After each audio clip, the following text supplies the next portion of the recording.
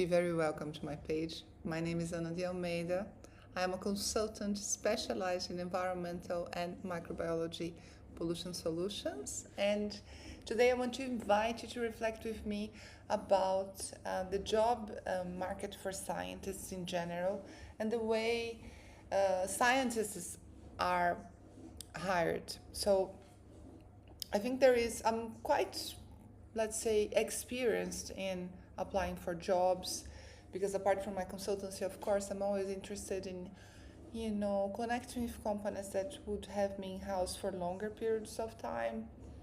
And just because I like the idea of representing an organization for longer and you can grow with them. But mainly my work is to be a consultant for different projects. And one of the things I noticed in the process of applying for jobs or being recruited is that there is a mismatch between, and this is not a criticism, it's an observation, what I've been through, what I've seen, and what I think a lot of people go through is that when you're applying for a job, generally, if that process is with somebody, so it's not an automated system or somehow your CV goes through someone, oftentimes that person might not be able to make the link of your qualifications or how could you suit that job for the hiring manager, or sometimes they are able to do that but the hiring manager themselves are not able to do that link. And as much as everybody tells you that you have to have the perfect CV, the perfect pitch, and all this kind of selling and marketing that we are all a bit tired of, the truth is connections and referrals are really what put at least me in contact with clients and with good jobs in the past.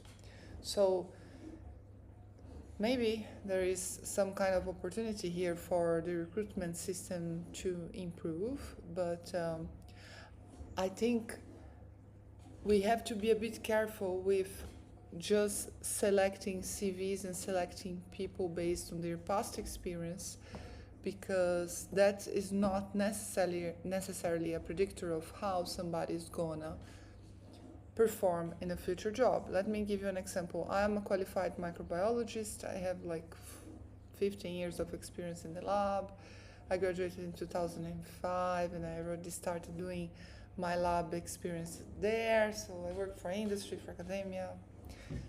But once I was looking for a job in Dublin and I met a woman that became my mentor for some time, and she referred me for a job in the School of Engineering and / School of Business, because the topic the group was working was the water sector, and I have a good knowledge of that, but I was not an engineer, and I didn't have a business background at that time.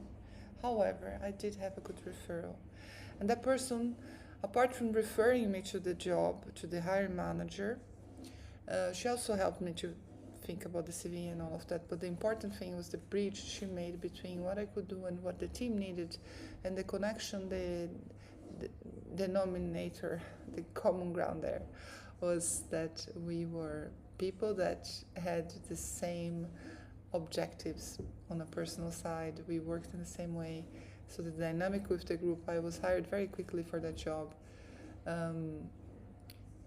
So it really worked well because of that, because there was somebody that referred me for it, and I wish there was more of that. And I don't have a perfect answer for this, but I do use my content here to establish conversations with people that maybe I cannot connect in person, but seeing my personal brand here as a scientist and what I do, maybe they feel connected and that could become a conversation in the future, either or a referral. So this is some of the strategies I use, and I think they're very useful because with so much stuff that people are producing online, and I do not see a reason why you cannot just give yourself a chance to also establish those conversations with people that you might be working with in the future, or you start your own company, or you do your consultancy, anything really. I am not a careers advisor, I'm just sharing experience here that is I think it could be useful for a lot of people, and it helped me in the past. Thanks for watching, guys, and I see you next for some content on water filtration and environmental quality. Bye.